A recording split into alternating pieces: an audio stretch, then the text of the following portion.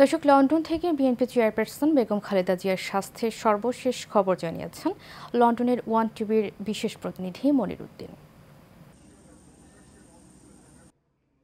Asian টেলিভিশনের মাধ্যমে বাংলাদেশের জনগণকে এর আগে আমরা যেমনটি জানিয়েছি, শুক্রবার সন্ধ্যার মধ্যে আশা অনুযায়ী বেগম জিয়াকে লন্ডন ক্লিনিক থেকে রিলিজ করে দেওয়া হয়েছে এবং তাকে তারেক রহমানের বাসায় রেখে চিকিৎসা সেবা দেওয়া হবে বলে আমাদেরকে এর আগে নিশ্চিত করেছেন।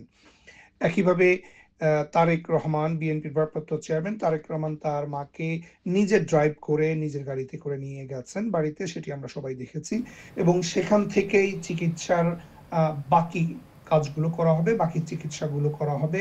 সকল রিপোর্ট চলে আসার পরে ডাক্তাররা সবাই মিলে বসে একসাথে বাংলাদেশ থেকে যে টিম এসছে সেই টিমের সাথে পরামর্শ করে বাকি চিকিৎসাগুলো দিবেন বলে আমাদেরকে নিশ্চিত করেছেন স্থানীয় যারা রয়েছেন তারা।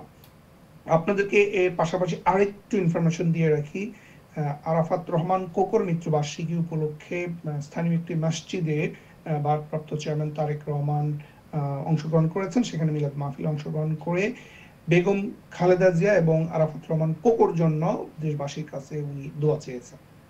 আপাতত এটুকু ছিল আমার কাছে।